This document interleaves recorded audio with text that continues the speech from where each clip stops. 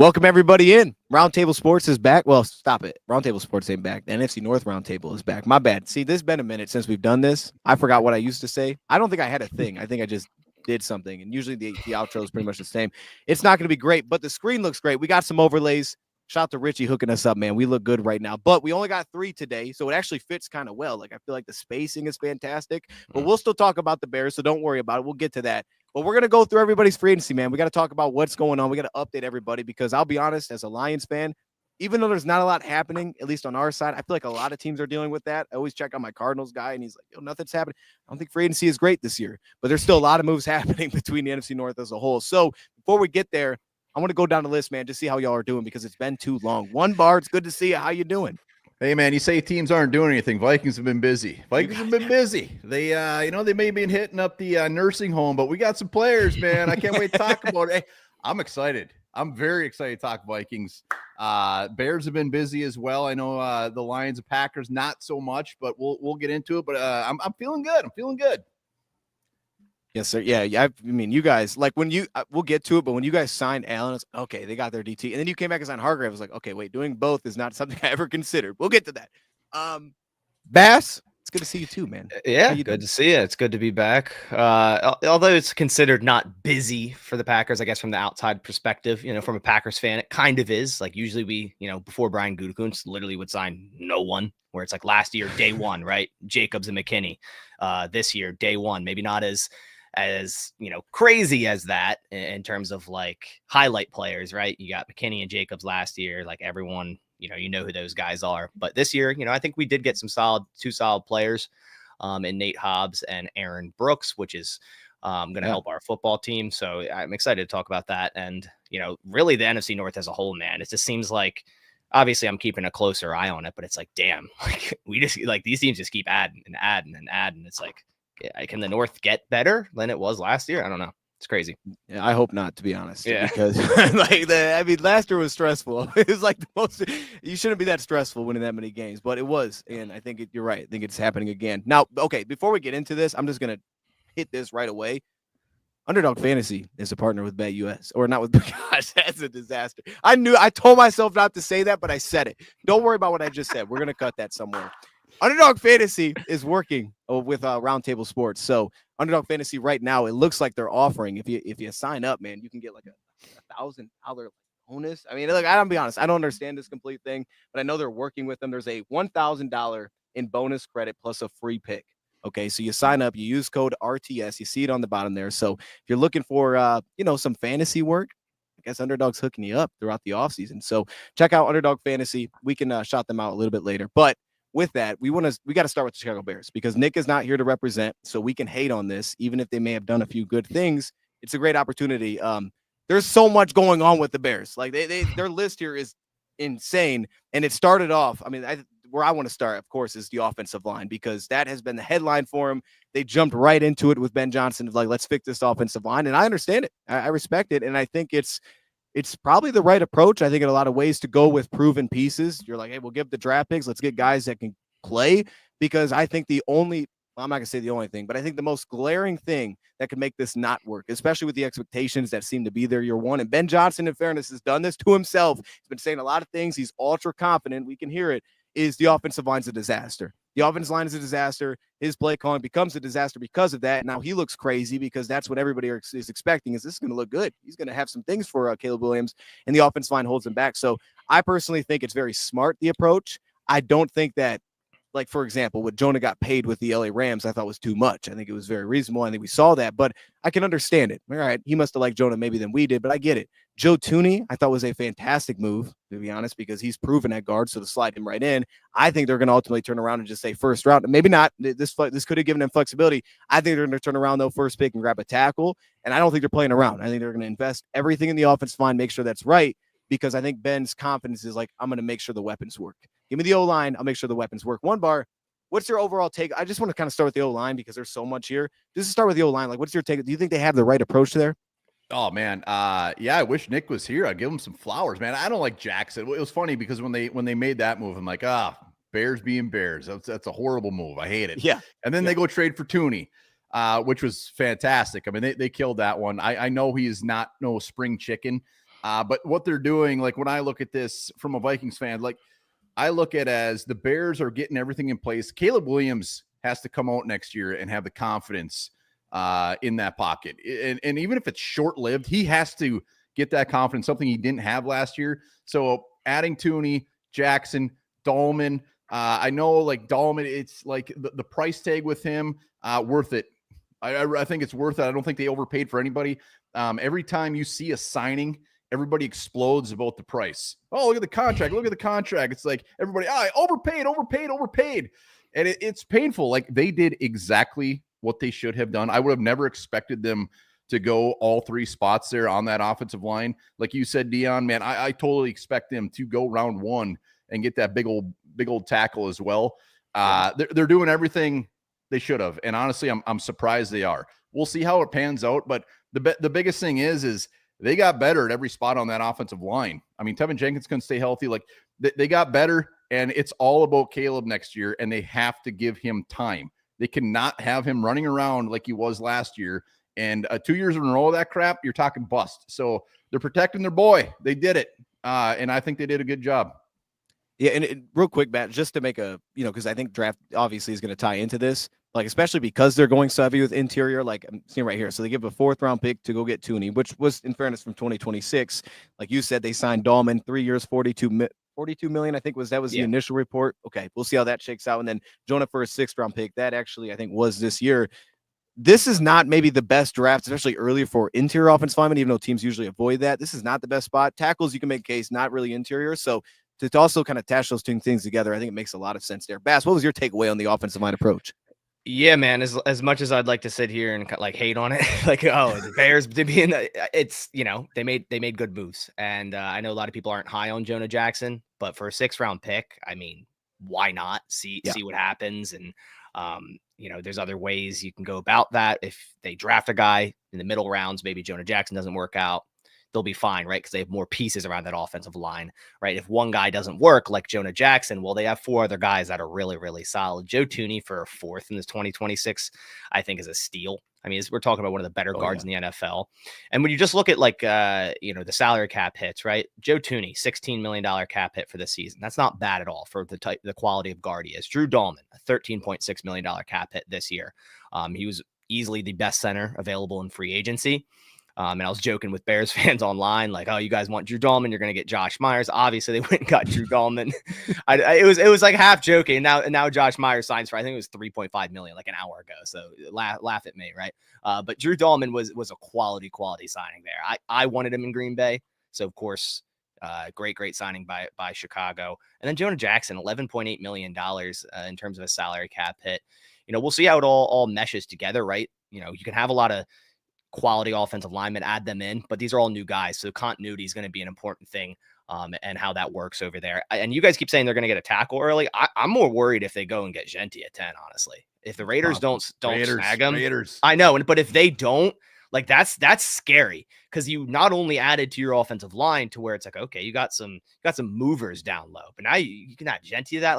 Like with their offensive line, sure, Swift is a talent, but I'm not like inherently scared, right? But if they had Genti with that offensive line and the weapons they have at receiver, and probably utilize Cole Kmet way better with Ben Johnson, man, it's scary. It's scary. And I think the Bears are doing a good job this offseason so far. Yeah, that's where I'm at with it. It's just I can respect it, because if you're gonna like hype this up, and you got Bears fans truly believe like this is gonna turn quick, then you have to do this. And I think that's the only approach you can take. My whole thing with Jonah is like, I'm with you. 6th round pick is perfectly fine for the value. And if there is a team that you think it's going to, like, all right, let's get better, go with a guy that he's familiar with Ben. He knows what his strengths are, so that would be the team to do it. I just don't love the price point, to be honest, ultimately, but after the trade, I think it's even better now. Okay, there's still more to talk about with the Bears, so we have to hit on this, because then they go out there and they add some vets to their D-line. We'll call Deo a vet, but then he also had Grady Jarrett, and that happened pretty quickly. It was a very fast turnaround there. Those were the 2 that stood out to me. I can read real quickly if you don't have the list pulled up, and for anybody at home, I can actually throw it on the screen right now. I don't know how this is going to share, so bear with me. If this looks awful, I'll take it back off the screen. They got a new setup, so this could look horrible. All right. Yeah, it doesn't look fantastic, but let's do it real quick. So you can see all the moves here. They add a little bit of, there's some death pieces like, adding your long snapper back. We don't need to focus on that, but it's really the D-line. It's Deo, it's Grady Jarrett to focus on there as kind of the big moves. I'll get that off the screen. Doesn't look great. So those are the three big moves that I want to touch on. And Grady Jarrett, for me, as fast as they turned that around, I'm like, Grady Jarrett's not a bad player. I don't feel like he's actually truly lost his step. And for them to go and turn around for Deo and then it's like, hey, this is going to help make Sweat better. He's actually one of the free agents at edge, at least for a higher price point, that I felt like really comfortable. Is like, okay, he's actually coming off of some good seasons and are still upside that people can really buy into there. That feels like a more relatively safe long-term investment for them defensively. They have the money to spend and they've done it. And I don't think they've done it to a point where it's like not reasonable. Like, I don't think they've been just crazy closing their eyes and signing anybody. I think these make some sense. So, Bass, I'll go right back to you on this. What do you think about the defensive line additions? Yeah, Grady Jarrett's an interesting one. I want to see how he plays in 2025 or 5 after I would say a down year in 2024. Like you said, you don't think he's lost a step. I guess we'll see how that shakes out. He actually had 34 pressures in 2024, although did have a decent amount of missed tackles and whatnot. But overall, I think it's a good veteran ad. I think he's about to be 32 years old. The contract's a little pricey, but, adding guys to your trenches is always a good idea. Now Dio Dangbo is someone that I actually made a video on a week before the Bears signed him because it was my prediction of who the Packers would go after. It just felt like as I'm saying. I mean, they got Dahlman and a Dangbo, so it's like as much as I want to go in here and hate, I'm like, well, I was kind of just screaming for these guys, so it would look real dumb if I came on here and said these weren't good signings. Dio Dangbo was someone I really liked, and he got, I think it was like $16 million annually. That's right where his evaluation was. And I believe his cap hit this year is only like $8 million. So again, a good job backloading those contracts as you should. I think it's good to pair him up with Montez Sweat. Dangbo's a guy, heavier edge that can defend against the run, can get after the quarterback. But adding two guys down low, I mean, adding to the trenches is always a great thing to do. So I just want to make sure this wasn't actually news, but I'm with you. I was gonna say something, I forgot what it was. I'm gonna be honest. This super chat threw me off really quickly. He said cut the Vikings, and because it's free agency right now, I was like, well, hold up, did they? I haven't seen that. Bar. Okay, they haven't done it, but I think that's wishful thinking. Hey, wishful thinking. Would you like to see it though? He is available. Just real quick sidetrack here. Would you like to see that? Hell yeah, wide receiver 3. I think everybody in the division except for the Lions want him. I don't know, Baz, if the Packers are clamoring for him. I know the Bears are.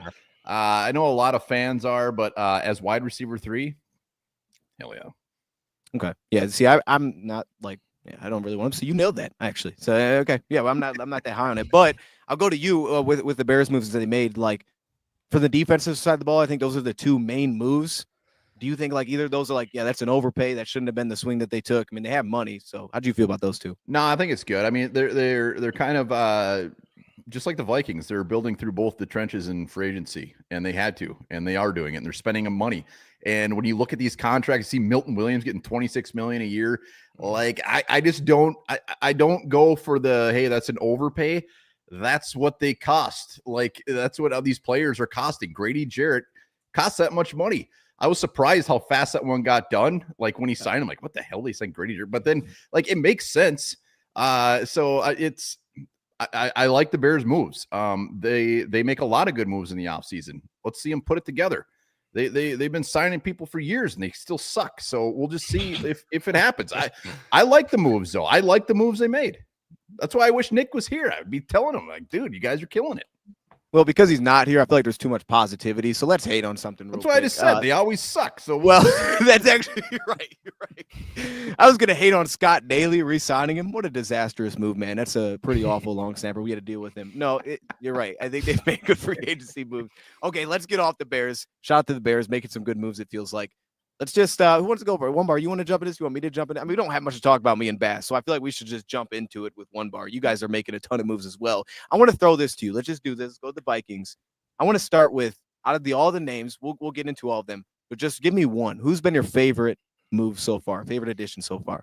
Oh, this one's easy. It's Will Fries. I mean, he ends up getting 17.6 a year. Like you can sit and say like 40 guaranteed, 5-year contract, 88 million. Like they had to make a move at guard. And I was on Will Fries' train the whole time. He was my number one guard I wanted signed. Once Trey Smith got signed, he was or Fred, whatever, he's gonzo. Like Will Fries was the guy. They're taking a risk on him. I'm not going to sit here and sugarcoat it. Like he's when he's played before he got hurt, he was one of the best guards in the NFL. And I love the fact that they're just saying, screw it. We got to improve this interior offensive line. J.J. McCarthy is going to be our quarterback. We got to protect him. And they got him and it was like day 2. Like once it got to day 2, we're like, oh shit, this is going to happen. We're going to get Will Fries. Like there's no reason this guy should still be out there. So Will Fries was easily the best one. We've had the Dalton Reisner, Ed Ingram train over there at right guard, and now we get to plop Fries in. He's coming off that broken leg, but like that doesn't really concern me much. It's more the only concern I have with Fries, and I love the 5 years. I love it. He's only 26 years old. The only concern is like with the Colts, he's got a short. He hasn't played a ton over there, like at a very, very high level. But the last we've seen of him was at a very high level. So Will Fries is easily the best one. My favorite, I should say. Yeah, I mean, I got to, I kind of feel bad for Colts fans a little bit because I don't think I've ever seen like that a fan base have that many jerseys of a guard. It's like we just love his last name, so everybody has a Fries name. Everybody's got that jersey, and that's the most disappointing thing as a fan. I think you invest in the jerseys, like, oh, that guy's gone.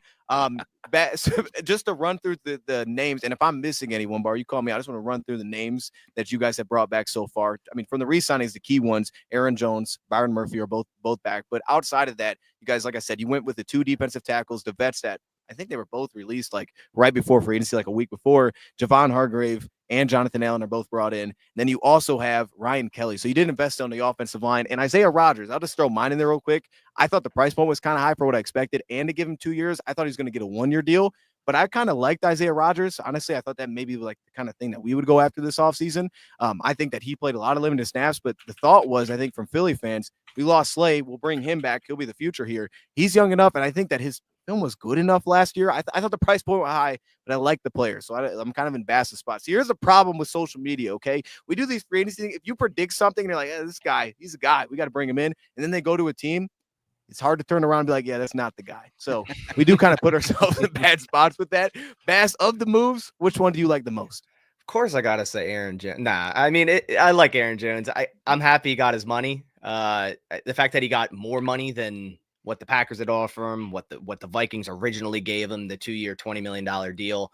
Again, like One Bar said, markets keep going up and up and up. So every year it's going to be like, oh my God, that's so, yeah. So, but Aaron Jones being back there, obviously I'd like to see him not in a Vikings jersey, but I'm glad he got paid. Outside of that, I think Jonathan Allen's a very intriguing one. It's a lot of money, but at the same time, I mean, this is a very good player that I think the past 2 seasons kind of got like, I don't know, not lost, but I feel like a change of scenery. Like this is a type of player that a change of scenery that will help him a lot. And he's still 30 years old. I think he still has a lot of ball left in him. Then also with the other defensive lineman, Javon Hargrave, I think again, shoring up the trenches, getting 2 interior offensive linemen, 2 interior defensive linemen, I think is huge. You start with the trenches. If you're going to actually roll into the season with J.J. McCarthy, which One Bar, it's not guaranteed yet. We could still see Aaron Rodgers team up with Aaron Jones. We could see it. We could. It's possible. The prophecy's about to happen, and then in 20 years, Jordan Love will be on the show. We'll all be old as shit talking about Jordan Love joining the Vikings, right? But Byron Murphy is an interesting one because I wanted him for the Packers, and I remember a couple months ago we were talking about him and how the price tag kept going up and up, and are you in on Byron Murphy at like $21 million? So, I think it's a lot, but I think he's a very good ball player. I think he had 7 interceptions last year or something. I think he led the NFL. So bringing him back's huge. Isaiah Rodgers is a nice add, but yeah, overall, I think just, I can't pinpoint one I like the most. Maybe it would be John Allen, but just in overall, like the trenches, just like the Bears adding in the trenches. So well, Dion, let me pop in just real quick. So the Byron Murphy one was interesting. Like, again, another guy who went until, was it late the first night? Like all these corners were signing, getting all that bank, and he ends up getting, his contract ends up being 18 per year. He's the 14th highest paid corner. Like he was the guy, he was the cornerback to sign pretty much this year. So to come away with him still, the Vikings, we had Stephon Gilmore, we had Shaq Griffin. Like we had to bring this guy back. We had to. Once DJ Reed was signed, once Carlton Davis was signed, it's like Byron Murphy was the guy, and that was their focus. The Vikings were all in on Byron Murphy. So 18 a year, 14th highest paid corner. I'll take that. I mean, Jonathan Allen, He's the 15th highest defensive tackle. His cap hit next year is like $6 million. Like, this isn't like, these aren't crazy contracts. When you look at, when I first, like, even Hargraves, like 2 years, 30 million, it's like, all right, that seems a little steep. But when you actually look at it, it's like, they aren't bad contracts. They can get out of these things. Even the Aaron Jones one, he's got 13 guaranteed, but they can get out of this next year. They're leaving themselves, what the Vikings have done over the last handful of years, especially since Kwesi's been here, is these contracts have been very easy to get out of. So even the Ryan Kelly, two for 18, 9 million guaranteed. Like Ryan Kelly, all these guys, it's not like none of these guys are sure things. But the biggest thing is they're all improvements as opposed to what we got. Last year, our starting defensive line had 5 sacks. Like 5 sacks. I mean, we had Grenard and Van Ginkel doing their thing, but you bring in a Hargrave, you bring in Jonathan Allen is good for 6 sacks. Hargrave, if he's healthy, he's going to get some sacks. Now we got Harrison Phillips. Harrison Phillips on the defensive line has never had anybody next to him. He's had Jonathan Bullard next to him. We had Jerry Tillery last year. So the biggest thing I take out of this is they're taking some swings, and there are definitely some risks here. But they're all improvements. And Will Fries is the same thing. Garrett Bradbury, they're going to either release him, most likely release him unless they can find somebody to trade something for Garrett Bradbury. Like, they're making moves, and they're setting up JJ McCarthy to have a very solid team around him. And that's all that matters right now. Like, the last couple of years when Kwesi came in as a GM, this was his moment, because the last couple of years, all we've been doing is getting rid of these contracts that, like, he comes in, gets rid of Kendricks, the Anthony Barrs, all these guys like that, like, and Kirk Cousins. You get a guy or a quarterback like McCarthy on a rookie contract, let Sam Darnold go do his thing. Now you have a ton of money to spend, and they've brought all these guys in, and they still have like $30 million to spend, which is crazy. So, like, I love what they're doing. I love that Murphy's back. I would say the most surprising one actually is Aaron Jones. Not so much the money, but I thought he was going to test the market. Like, the Broncos were pretty kind of hot and heavy on Aaron Jones. I was surprised he came back, but I really do like what they're doing. You see Javon Kinlaw out there. He's getting $45 million for 3 years. Javon Kinlaw. Yeah, I mean, if anybody who doesn't like any of their signings on any of their teams, just look around at the other contracts. You'll feel better about it. I promise. Yeah, I was gonna say, like, with the defensive tackle, I mean, those guys, if a young, like, proven production defensive tackle that doesn't have a lot of injury history, they're really never available. Like, those guys just don't come available in free agency. So you kind of have to go the other route where it's like either you're going older, which, I think your 2 guys would kind of fall into, is also the cap situation. Elderly. Yeah, you are going to the nursing home a little bit there, but I will say, I like Javon Hargrave. Like, I was less high on the Allen one. I didn't like that one as much, but Hargrave, like, I thought you guys would be like off of that once you signed Allen. So like, okay, that's cool. I'm not like super in love with that move anyway. But then you grabbed Hargrave. I was like, oh dang, I kind of like that one. Like, for run defense, both of them have question marks, especially Allen. But like, proven, I didn't know you guys only had 5 sacks for D line. Like, a legit pass rushers on the interior. Hargrave still does that to me at a very high level. Like, as much as it maybe didn't work out with San Fran, he still did it at a high level even last year when he was on the field.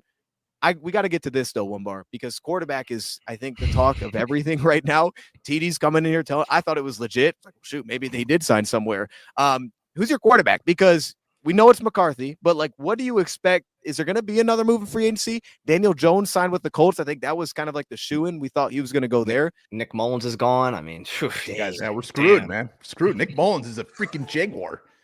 We don't have a backup quarterback. The Vikings do not have a backup quarterback on the roster. I mean, the guys that are still out there are the Mac Jones, maybe. Yeah, the typical dudes that are there every year and that will be there next year. It's the Mac Joneses, it's the Carson Wentzes, it's the Gardner Minshew's, who I love. Everybody loves Gardner Minshew. They have to. It's low key a very important decision they have to make here, because whoever they bring in is going to be the guy that's with JJ McCarthy all damn day. We need that seasoned vet. Like Joe Flacco's out there. We need somebody that needs to come here, not so much like, hey, if McCarthy goes down, go win us some games. It's, hey, make sure this dude is set up for success. He's 21 years old. Like, tutor him. Be the guy. So it's a very they wanted Daniel Jones back. They tried at 13-5, 17 with incentives. Like, that just wasn't. You're not bringing Daniel Jones here for that. So it's interesting. We'll see what happens. I mean, the Aaron Rodgers crap that's out there, I'm not buying into that whatsoever. But then you get guys like I don't know who it was. I mean, there's Graziano. I mean, those guys, the reporters are actually throwing his name out there as potential options. I don't know what Rodgers is doing. He likes the limelight. We all know that. But like, I can't see that as a valid option. If it happens, I don't know what I'll do. You're buying a jersey if it happens. If it happens, man, you gotta buy a jersey. It can be a Chinese one, but you gotta wear it on next stream. I'm not, $40 is the max. $40 is the max. It's gonna be spelt Rodgers with no D. It's just gonna be spelled. Well, here's the thing: something is going on behind the scenes with this backup quarterback, because there's no reason they shouldn't have one yet. Like, all these guys, like, why haven't they signed one? Like, it's not. Doesn't that worry you? Does that worry you that it is going to be Rodgers because they haven't signed a backup for JJ and they're signing like veteran guys on the defense that you normally wouldn't do unless you're like going all in? Does that? I'm confused. Michael Silver from The Athletic yesterday, when he tweeted out saying, KOC has final say in the quarterback, and he said there's some interest. He said all I'll say is there are interesting conversations going on with the Vikings right now. Like, stuff like that. It's like, what the hell, man? So Rodgers just needs to go to the Steelers, and let's move on and go get Gardner Minshew, whatever they're going to do. And yes, Baz, I am worried. Just okay. I want to, because there's a lot going on with the Vikings. So I want to like go to the flip side of guys that you've lost. I mean, you touched on it a little bit there, but I know Cameron Bynum was the big one. Like, you lose your safety. That was the huge one. He had 6 picks last year, and he was your TikTok guy. Like, I mean, that's tough to replace. Like, there's just not like that guy on the market that's going to dance like he did. So I wonder about that a little bit. But like, based on who you lost, like, who's the guy that is there someone underrated that we're not talking about, or is it truly like the safety? I mean, I didn't sound like you were like super disappointed in that, but like, who's the guy? Is it Cam Robinson? I mean, I guess that's kind of expected. He's probably not going to be back now with your guy being healthy. Who did you guys lose, or that you may lose, that you're a little bit like, I don't want to lose him? Can we try to get him back, or you're just disappointed as right now? No, I mean, really going into this offseason, the big one, like Byron Murphy was the guy they had to bring back. Like, he was the only issue. Cam Bynum, the writing was on the wall. You know what? Cam Bynum, fans loved him. You already said it, whatever. He's not the difference maker of whether the Vikings are going to win 14 games or 7 games. Like, he's had Harrison Smith next to him. He's got Josh Mattel. Like, he's been surrounded by some very good players in his career, and that's why he got that big old payday by the Colts. What the Colts paid him, I thought was, good for him. There's no way in hell I'd pay like half that for Cam Bynum. I mean, he's a ball hawk. He misses a lot of tackles. He comes up with some big plays, but like, no, I was all fine. Cam Bynum, good luck in Indy. I don't think we're going to skip a beat on that thing. So, okay, I think this is what we have to do, because we didn't do it with the Bears, but we can do it. But like, we definitely got to get grades for free agency as a whole. I think we got to go across the board and give a grade as of now with what's went down, especially with you guys. There's so much we can do that. I also wanted to ask the running back situation, just like quickly there. And so we're good there. You guys good on running back with bringing back Aaron Jones? Like, you're pretty content with that? Because I know it can't make. No, I'm good with Aaron Jones for sure. I still think they dip into this beautiful running back draft class, because behind Jones, I mean, Jones is 30 years old, and he had so many damn carries last year. He can't do that again. And we got Ty Chandler, who is your guy, kind of just a name. So okay. they need to. I wouldn't be surprised. Like, the best thing that the Vikings did in this free agency, they squashed a lot of needs, setting themselves up at pick 24 in the draft to just be like, do whatever you want. Like, you don't have to force a defensive lineman. You don't have to force a guard. If that's the case, go nuts. Like, if that's the best available, but they set themselves up for draft day to just get a very good player. And maybe that's Hampton, the running back. I mean, I wouldn't be surprised if they went running back early. Okay. So I didn't know you also brought back your favorite punter, so that will probably impact the grade you're about to give. So far, what's your grade for Minnesota's free agency? I'm going to come off like I'm drinking a ton of purple Kool-Aid here and is just a fanboy, but they got all these guys and we still have $30+ million to spend. I don't think they're done. And they squashed all the needs going into this offseason. They said we have to fix the trenches, and that's exactly what they did. I'm giving them an A. Okay. You guys can rip me to shreds. I'm all for it. I actually wrote A. I'm with you. I think I wrote A for the Vikings. So. Okay, so mine's gonna sound. I'm gonna sound like a hater. Kind of much different. See, I didn't want to be that guy. That's hoping back. But then when Bass said what he said about, he's like, I kind of like Jonathan Allen. So I was like, oh dang, I'm gonna be the hater when we get to the segment. Honestly, though, no, I didn't think that Jonathan Allen was a good signing. I'm gonna be honest with you. I wouldn't have signed Jonathan Allen, but I also, when I say that, I take that from a Lions perspective. So like what both teams are looking for is different. Like if you're truly just like we want that, and I think what Bass said is right. Like a new change of scenery was necessary. With Washington, it was a mess. The fact that like this guy had went from like, oh, he's a Pro Bowl, he's like top, we're paying this guy a ton of money, to like, yeah, he's not even seeing the field. It was weird. He had to get out of there. He had to find something different. I wasn't even hating that much. I gave him a B because I think overall, like I think the overall package made a lot of sense of what you guys did. I just didn't like that sign, to be honest. That's the thing that dropped me down. But then you had Hargraves, like, oh, that's not bad. And we make this work. You guys seem to spend some good money so far through free agency. But with me, it was Aaron Jones, because I think that was the key of what made the offense so tough last year. Is like you guys at one point kind of like there was a running game there, and the games that you guys had a running game, that Minnesota was a lot tougher to deal with. So I think getting him back changed a lot for the grade, and that's what I like the most for free agency. So for me, I ended up giving it a B. But we'll see. There's still more to go there. Okay, bad. I'll take that. That's what I'm saying. I was hating, but it wasn't as high as you two. I couldn't go with an A. I think maybe mentally I was just like blocked. Like I'm not giving nobody an A, especially the Packers. Let's get to the Packers here. The Packers signed nobody. What are you guys doing? No. All right, we got a 10-piece, and then we'll get to it. Let me get the 10-piece Bass. Hey guys, Jets fans here. This division is becoming one of the best. I can't read. Becoming one of the most exciting divisions in the NFL. Lions, Bears, Vikings, Packers. This is going to be crazy season for you. Best of luck. Go New York Jets. I appreciate you, T. Rivera. I got to say this, Bass. Thank you for the 10-piece. I got to say this, though. You guys haven't made many moves, but I'm pretty sure the first time I talked about Nate Hobbs was all over here. We were talking about like free agent targets, and I was like, I like Nate Hobbs. I think Nate Hobbs is the guy to watch. He's fit. We got to meet Robertson from there, kind of thing. And then you guys signed Nate Hobbs. I think that was done today. So I'm like, dang, this is going to be hard to hate yesterday, on him. Okay, so, well, there you go. Okay, so you guys have only made a couple of moves. Monday, yeah. Give us the overview. How you feeling? Yeah, so I made this comment a little bit earlier, and this happens a lot with free agency. Free agency is a lot like the Pro Bowl voting.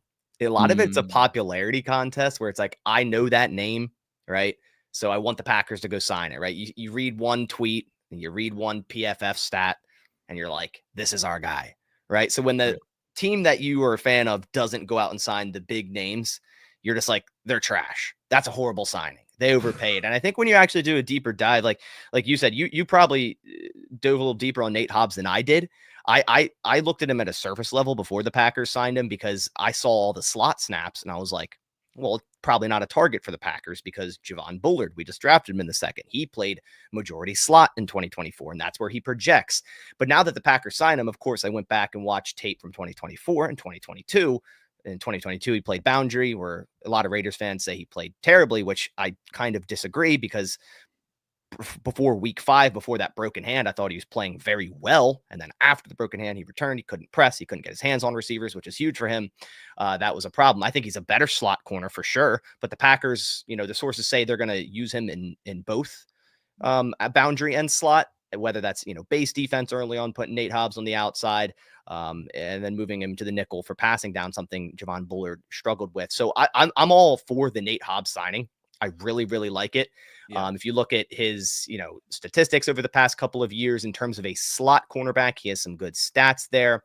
If you look at contracts, the 4 years, $48 million, a lot of people would say, it's a lot of money for him. But just like One Bar said, if you actually go down and look into the contracts, and this is why APY is so misleading, because it's like, yeah, sure, it's $12 million average per year. But if you go and look down, I look at contracts more of a percentage perspective, because Nate Hobbs will count towards 2% of our salary cap in 2025. It's just under $6 million. And it's very similar to that Josh Jacobs deal from last year. It's a 4-year deal, but it's mainly a 2-year deal with 2 team options right after that.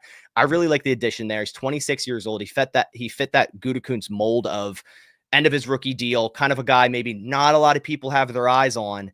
And he's a guy like in a year from now, you're like, oh, that was a solid signing, right? This guy played a lot of snaps for this defense. I still think the Packers aren't done at corner. I think, honestly, Jair could be cut. Like, I honestly think that if they, can't find a trade with someone for the draft, I know a lot of people are probably going, what? No way. Like, I honestly think that's a possibility. And I fully believe the Packers will still add another corner. In the draft as well. Now, the other signing they made is Aaron Banks. Now, this one, not something I expected at all. and it's a lot of money. It's a lot of cash up front. So the Packers were actually paying him $29 million cash up front, but obviously that's different from what the salary cap actually is. His cap hit's actually pretty low this year at $9 million, which I believe is 3% of the salary cap. So again, kind of showing percentages mean a little bit more, but it does go way up in 2025. I believe Gutekunst in this because the Packers have done a really good job at assessing offensive line. We consistently have one of the best offensive lines in the NFL. And I think Aaron Banks has a ton of potential. When you watch some of his stuff, he has a lot to work on in terms of pass protection. But his run game, man, I'm really intrigued to what he's going to bring to the Packers offensive line, because they really switched to more of like an inside zone when they brought in Josh Jacobs rather than the outside with Aaron Jones. And I think Aaron Banks translates to that perfectly. Whereas Sam Fran, it was a little bit different. I think he translates to the Packers offensive line a lot better. It is a lot of money. So, obviously we'll see what happens. I believe in Brian Gutekunst in terms of offensive line assessment. He's still 27 years old, former second round pick out of that 2021 draft. It's an interesting signing. It allows them to move Elton Jenkins over to center, right? We're letting Josh Myers walk, who just signed with the Jets for, I think it was like $3.5 million, like no money, which is surprising. I thought he'd get a little bit more, but really just shows how the league viewed Josh Myers play last season. So this allows the Packers to make their line even better. It's a net positive overall, because you're moving Aaron Banks into left guard. You're moving Elton Jenkins over to center, and he's going to have a whole offseason to practice there. Then you have Jordan Morgan at right guard competing with Sean Ryan. You already have Zach Tom at right tackle, and that guy's going to reset the entire market very soon. You'll see. We have Rasheed Walker at left tackle. This kind of signals that the Packers probably won't pay Rasheed Walker when it comes down to it. Because Dan Moore, who signed with Tennessee? Is that the guy? Oh, yes. He's an average tackle, right? And although I'm a Packers fan, Rasheed Walker's better than him. Like, plain and simple, he's better than him. And the fact that the Packers just gave so much money to Aaron Banks, they're about to pay Zach Tom Scrooge McDuck money. Like, I just don't feel like they're going to pay Rasheed Walker because they view Jordan Morgan as a full-time left tackle.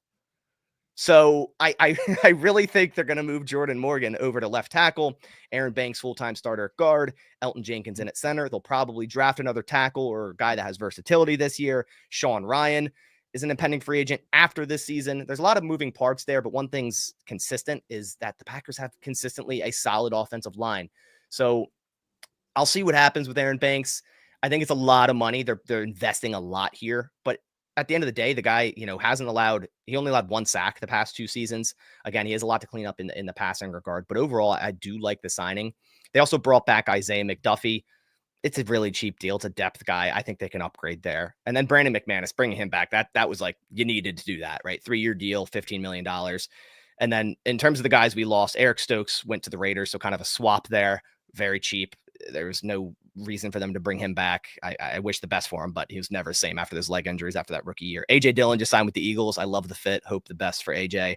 And then TJ Slayton went to the Bengals. So the Packers have a need at the zero tech or nose tackle or whatnot. So probably will address that in the draft. I wanted Levi Onwuzurike. Did you guys resign him today? We did. We just got him. Damn. Okay. Because I released a video earlier and I was like, I want Levi Onwuzurike. And of course, yep. All these guys I like is going back to your teams or going to the NFC North rivals. So I'm like, I can't hate. I like this guy. So, but overall, from the outside looking in, I think a lot of people are either upset because it's not the poster names. We didn't trade for Trey Hendrickson, right? But I think they're solid Brian Gutekunst moves, and they're going to be moves that people are like, oh, okay, like in a couple of years. You know what I mean? If that makes sense. We got a dono here again. So shout out to my man Miguel. I'm gonna hit on. No, you're good. I was gonna ask you something.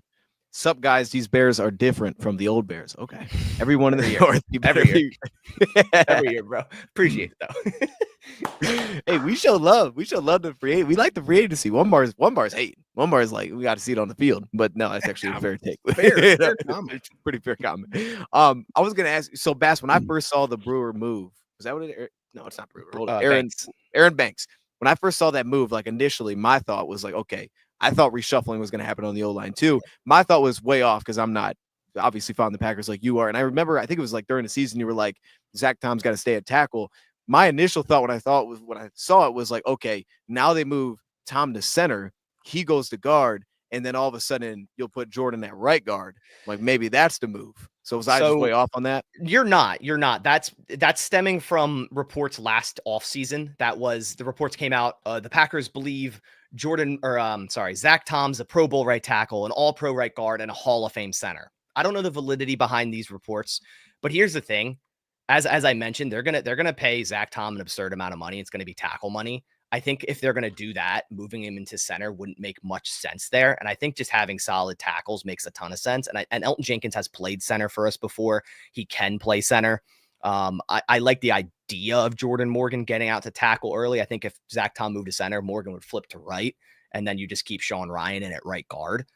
No, you move Elton to right guard or Aaron Banks to right guard, whatever, and Sean Ryan would still be a depth piece there. But I truly believe it's going to be Elton Jenkins, and he's kind of been like tweeting like it. I feel like there's kind of been some like cryptic tweets there, so I feel like Elton Jenkins is going to be center. Okay. Well, one more. I gotta get your thoughts. I mean, do you have any like thoughts on the two moves? Like anything stand out here? Nate Hobbs. I was a big fan of Nate Hobbs. A lot of videos we did when it came down to cornerback, like 'cause it was starting to get to the point where Byron Murphy, like we were thinking he was not going to come back. Nate Hobbs was kind of the name that kept getting brought up as far as I would love me some Nate Hobbs. So I do like that signing quite a bit. The Aaron Banks one, I've just never been an Aaron Banks guy. So I was surprised, like, and that was like right out of the gate. Maybe not right out of the gate, but pretty damn close. Couple hours. Where, yeah, I was just and this is going to sound really rude. It's not meant to be. I was relieved when Aaron Banks was signed. For the last couple months, I just wanted nothing to do with him. When the Vikings played him, it seemed like Banks was always, when we played the 49ers, he was just kind of the guy that the Vikings defensive line, everybody kind of picked on. And even come out of the draft, I've just never been a Banks guy. Baz said it though, like the offensive line for Green Bay is always pretty damn good. So I'm not like doubting it by any means, but like I'm just not.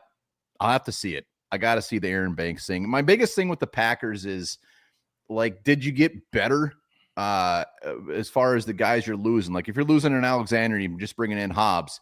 I mean, whoever Banks is replacing or whoever he's going in, like, did you really make that much of a difference where all of a sudden you're gonna be like, damn, we just took it to the next level? Like for Green Bay, it's like we're seeing DK Metcalf get traded to the Steelers. We're seeing Debo get like they still got receivers that the balls are like bouncing off their face, and third down it's bouncing off their chest. Like I wish, like if I'm a Packer fan, I'm like, dude, go get a receiver, and maybe they do that in round one. There's some receivers out there, but Matt like Golden. That's the biggest thing for me is like, did you get better? And I don't know if they did. And Baz, throw it back at me, but like it seems like it's a lateral move where all the other teams in this division made moves to get better. And I know we're going to talk about the Lions, but to me, the Lions got better just because they're going to be healthy. Like that's their free agency is the freaking hospital. They're healthier now. So like that's the biggest thing with the Packers. I think they're a step behind. I'll give a quick rebuttal. Their offensive line, I think, definitely gets better because there's a lot of issues with Josh Myers. He was like easily the weakest link. Like when you watch the tape, you're just like, ugh.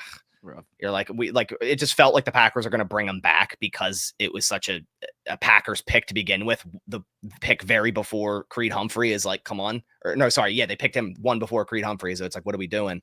Right. So I really thought they're going to bring him back and we're just going to have another year of that. So I think it's definitely a net positive on the O-line. But as for the Jair thing, you're right.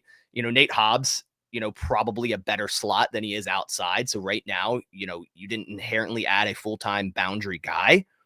And you're losing Jair, who is that, or probably losing Jair, who is that. And that leaves you down to Carrington Valentine and Keyshawn Nixon. Now saying that, the Packers only allowed one 100-yard receiver last year. And that was without Jair for most of it. And that was with Nixon and Stokes and Valentine on the outside. So I really think, they could add someone in the second round at cornerback, third round at quarterback, maybe a Noel Williams in the fourth. There's options there.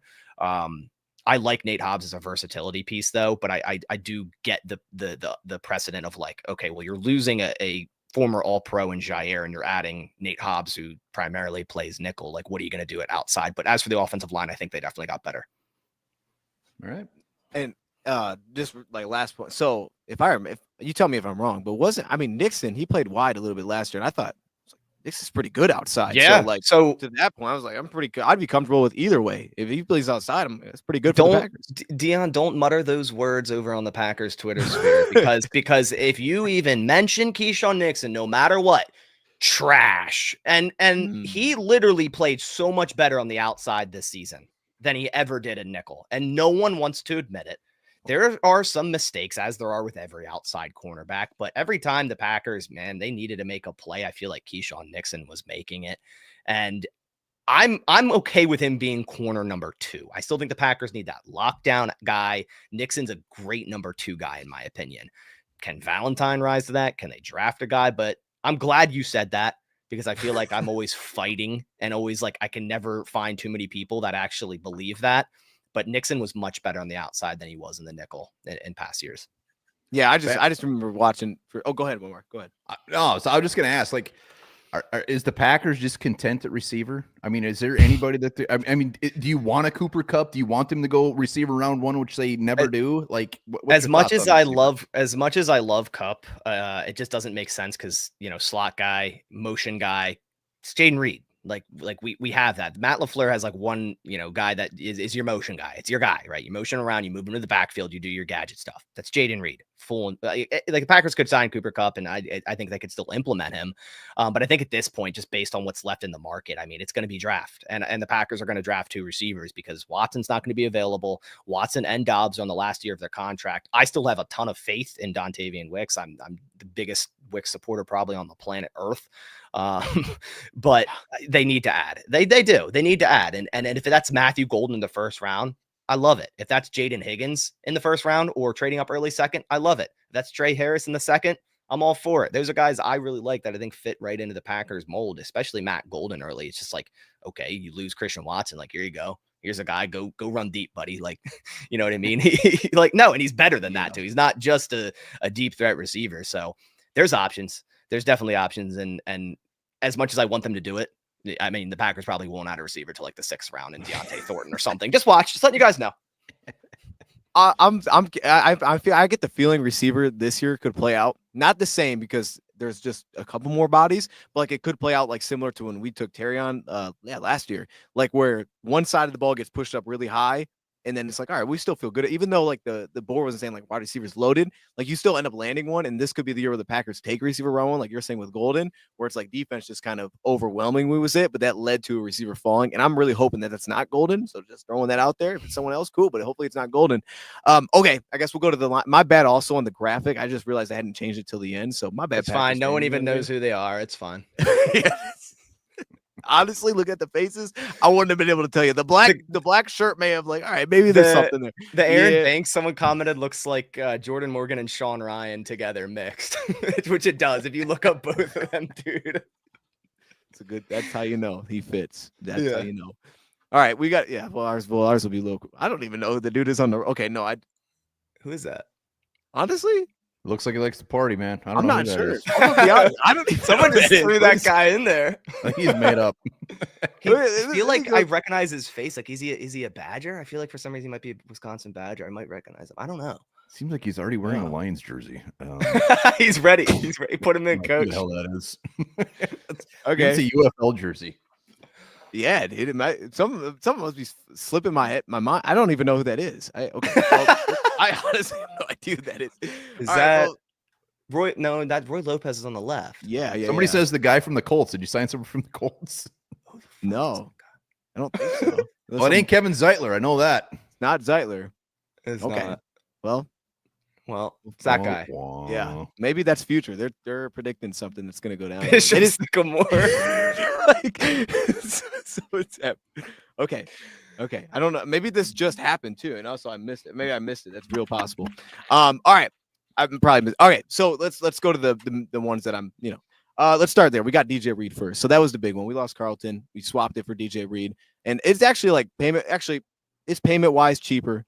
I think there was a case for the Lion style that they viewed this as like this is an improvement potentially, but I think it's pretty close. I think the truth is Carlton Davis just wanted to go get paid this offseason, and I heard like things afterward. He was like, I want to make my money. I'm not going to miss out. So he got his $20 million.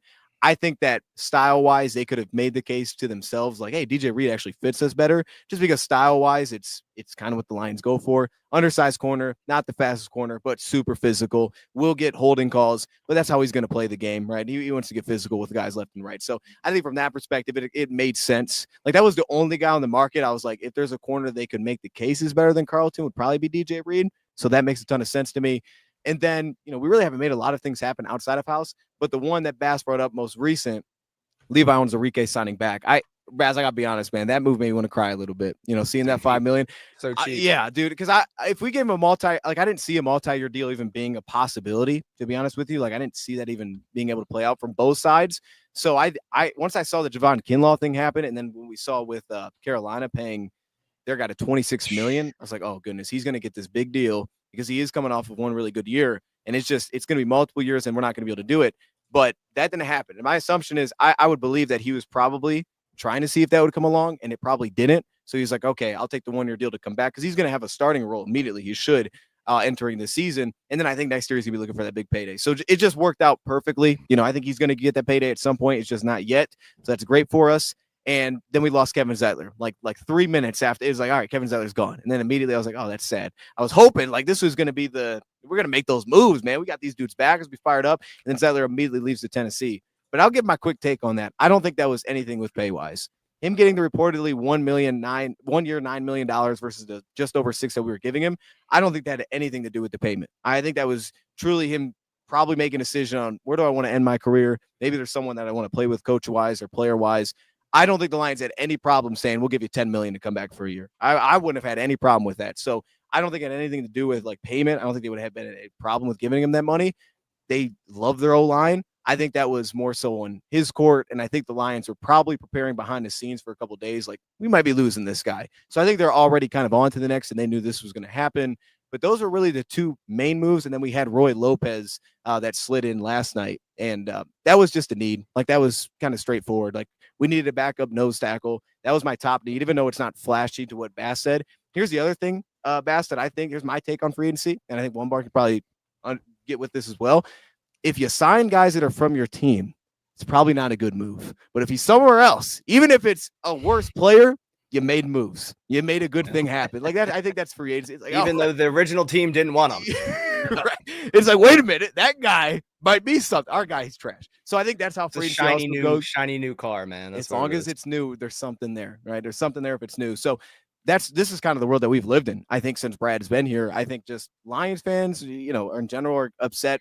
I didn't love the Za'Darius move. I think that's an kind of move. I didn't love it. I thought we were going to keep him around, and I honestly thought when we cut him, we'd resign him. I thought we were just trying to get off the dead cap for next year. So I didn't love that, but I can also understand trying to figure out, like, well, where's his role? And it's like, I'm not really sure what his role is once we brought Davenport back. So I get it. I just would have liked to keep him, but ultimately, this is what the Lions have done for the last few years. It's trying to prioritize re-signing their guys, and I don't think, with this wasn't a good free agency class. I mean, I thought I was the only guy thinking that, and I saw a report come out, and it's like, free agency's not that good this year. But, all right, at least someone else posted this, because maybe I was just missing everything. It's like this free agency, especially at certain positions, looks super thin. So guys just kind of get plucked off by teams that have a lot of money that actually have the hole. We're trying to find depth pieces, and we're trying to find guys that can compete for spots. We're just kind of on a different timeline with where a lot of the big names are for free agency. So I'll go to you, One Bar, let you get this thing started, man. What are your thoughts on what the Lions did so far? No, the Lions were kind of a double whammy for me because I was completely on the mindset that Byron Murphy wasn't coming back, which I've said a few times. Like, I thought he was gone. So I was looking at Carlton Davis and DJ Reed. They had to bring in a big boy. So Carlton Davis goes and gets absolutely paid by the Patriots. And then all of a sudden you guys signed DJ Reed. So I'm sitting here crapping my pants. I'm like, oh, well, Byron Murphy ain't coming back. So I love the Reed signing. I love DJ Reed, man. I hate the fact that he signed with the Lions. Like when not only did we lose out on Reed, he goes and signs in the NFC North with the Lions. So like that was a beautiful signing. And your defensive line, I mean, what was it? $5.5 million. It's like, how is that possible? He comes back. I think the Zeitler one, like, dude, if you want to go sign with the Titans, that's on you. I would rather just retire. I mean, that's insane. He got paid. I was like with Will Fries, like Zeitler was kind of Brandon Scherf. I was looking at the old men out there, just someone to come and plug and play. Like Zeitler, dude, can still play. So I don't know how you guys, who the next man up is there. But that seems like it'd be a little bit of a hit. I did laugh that you guys re-signed Marcus Davenport, more so because we went through that. We signed that guy, and I think he played like 2 games. We did it twice, so. I'm a believer, though. You know what I mean? I know. How does Marcus Davenport? What has he done to keep getting these contracts? Like he's got something on the G. He's got something on Holmes. He's got something on Kwesi because he keeps getting these contracts and he never plays. But I already said it. Like Lions, you guys didn't really need to do a damn thing, except for get healthy. I'm very glad that there was no trades like a la Myles Garrett and all this stuff going out there. Bringing in a guy that can get after the quarterback. But the Lions are the Lions. You guys have a stacked roster. You lose Davis, bring in Reed. Like you guys are ready to roll. And you said it, Dion. It's like more so like the depth pieces. You don't have to go out and get that huge signing to fill holes because you guys don't have many. So like I really didn't expect much from Detroit. And what you guys did, like bringing in Reed, that was huge. All right, Bass, what do you think? The funny thing about Davenport is that was the trade down from the Packers when they selected Jair Alexander. The Saints traded up with us. So that was really. They got a hole too, didn't the Packers? Yeah, it was crazy, and it was Davenport. So that's funny that this guy's still getting paid. It's cheap, but I think the main thing with the Lions is value. It's definitely value because Levi and Waziriki, that hurts. And even DJ Reed, I think that's tremendous value. Again, another guy that I made videos about. And I'm like, oh, this is the guy right here. Like, I think we talked about him. I think one of our last shows we talked about DJ Reed, and a lot of Packers fans wanted him. So I could see why this Bears fan is so mad in the chat. It's crazy. You just stay mad. I'll give him a hug. He probably needs a hug. It's 10 years of pain and misery, so definitely needs a hug. But I think you're right, Dion. The salary cap, or it's not the salary cap, the free agency was weak this year. I still expected the Lions to do a little bit more. Like adding DJ Reed was a net positive, so I think they upgraded there from Carlton Davis. Losing Z, he's a head case. I'm sure he's going to go to the Bears and say the Lions treated him wrong and play against you guys and get 8 sacks in 2 games to spite your franchise. That's probably what he'll end up doing. I hope not. He probably will, and he'll make a fake Super Bowl trophy to put in his case, just like to match his Super Bowl ring and his captain patch necklace he made with the dude. It's crazy. Oh, Naz is pissed. Dude, no, he's just like he's almost as bad as Devondre Campbell. It's just like these guys don't stop. But fair enough. Get your money. And Z, I as much as I hate, got a sack on us like first play when we played you guys. So I was like, oh, great, this guy. But outside of that, I expect the Lions to make a little bit more moves with the money they had, but it's not a bad business to keep your money and keep your own guys, like you said, Dion, and roll over into other years the next year for maybe a better free agent class. But it's not like the Lions got worse. Like one bar said, their free agency was the hospital, and getting healthy is getting better. I like that. Well, and the DJ Reed contract, like that wasn't even like, I was surprised. How much was that a year? Or like, it would have been 16. That's what it is. Yeah, it's good. All right. I mean, still, like based off of what the other corners are getting, like Carlton Davis one just blew me away. I was like, holy. Yeah, I didn't expect that. Got paid. That dude got paid, and it's for him. It's like very clear. It's like, well, the problem is like, even if you think like play wise, 20 million, which is fair, I can see your case, especially after last year might have been his best year. But it's like he's probably gonna miss 5 games a year. Like just reasonably, he's probably gonna miss about 5 a year. So it's like kind of hard to get yourself to that point where like 20 million makes sense, because you just have to bake in the fact he's gonna miss some time. By the way, Grant Stewart. See, that's the problem, right? This guy hasn't been here long enough for me to like look at the dude's face. Like, I know who that guy is. That's the guy. All right. So you won't forget it. You're gonna be dreaming of Grant Stewart tonight. Just guess what? A couple days, Jersey is coming in. So that's just how we do it. But no, I mean, look, I think from just to kind of put a bow on it, I think from a needs perspective, they hit to me their top 2 needs, and then the guard one I think is still in play. I think my guess is they understood this was probably going to happen, because I don't think it was a money thing. I truly don't. So I think what's going to happen is either what one bar pointed out, one of those older guys, I think a Will Hernandez or Brandon Sheriff is going to sign, or it'll be the flip side and they just won't go after someone that's going to replace him.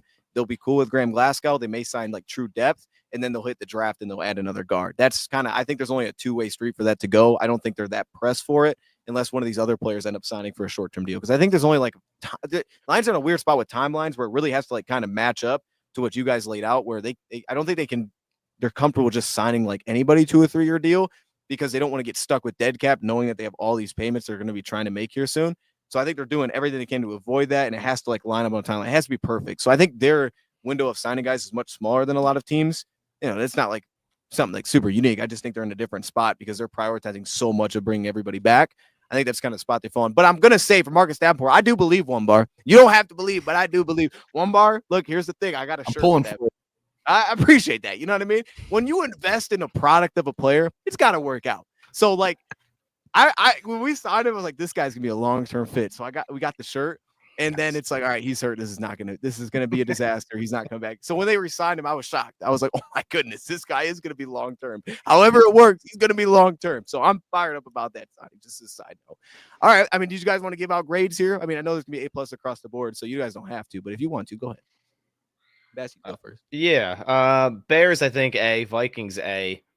I'm not going to put Packers last. So I'll go Packers B+, Lions B. Sorry. All right, we could have skipped this, to be honest with you. Yeah, we honestly could have. One bar. You want to go through all the grades again? Just because we didn't if you didn't sign Grant Stewart, C. So Grant Stewart, man, that dude looks like I want to have a beer with that guy. Vikings, Bears, both A. I'll give the Lions a B+. And I'm sorry, man, Packers get like a C. Okay. I'm sorry. And to me, it really does come. And I'm glad it didn't happen. Don't get me wrong. It comes down to the receiver for me. It's not so much the Banks. It's not so much the Hobbs. It's just like, I don't know. I just don't know if they got better. So I got to give them a C. All right. So yes, I had Vikings with the B. I don't dislike the Packers. It's almost like I feel like with the Packers, I almost want to give them like an incomplete grade. Like I feel like that's kind of where the free agency is just so light this year. So I guess we kind of have to. I didn't dislike either move, but I am with one bar on the guard set because I just want to see how it shakes out from that sense. I just want to see what the offense line actually looks like because I feel like it's not like as simple as it may look, as you kind of pointed out with how guys may move around. So that one's a little bit up in the air, but I love the Nate Hobbs signing. So probably B+. Like I'm probably in the same range with one bar there. And I think for the Lions perspective, nothing's really blowing me away. It's kind of what expectations were. So I don't think they've done anything outside of expectation. So I think honestly across the board, I'm going to go straight B's across the board. I'm just cool with what everybody did. I think everybody has done anything that's taken me back that I wouldn't have expected. I actually, no, take this back. I forgot the Bears. Bears trash. D-. That's where we're going to leave this off, man. Bears don't know what they're doing. King poles, baby. That's how we got to end this. Hey, we appreciate y'all joining, man. It's been a while since we've been back, but I know we'll be back probably soon here because then we're getting into draft season. It's not that far out. Yeah, dude, I'm fired up for mock drafts. It's the best part. Bass, you got any final words for the people before we get out of here? Oh man, I don't know, man. You did put me on the spot. Yeah, mock shout out to Underdog Fantasy. RTS right there. There it is. RTS. Draft season. Packers still got money. There's still some moves that can be made, but we'll see. Nice. I like that. One bar. You're making a lot of moves, man. Is there a lot more to come, or we got money? Vikings got money to spend. They got money to spend still. It all comes. I mean, I'm going to start focusing on the draft. Got to fill a little depth moves here over the next week or so. Baz, it still scares the living hell out of me having the Packers pick right before us. So I will be on pins and needles there. We got some similar needs, but I'm looking towards the draft. It'll be a fun offseason. Yes, sir. All right, chat. We will see you guys soon for mock drafts at some point here. Enjoy the rest of free agency. It seems like it's actually picking up like over the last couple of hours. So maybe your team will make a move. I mean, we'll see. We'll see you then. Yeah, I don't have a good outro for this. I don't remember what I used to say. So nailed it. You nailed it. Eat your vegetables.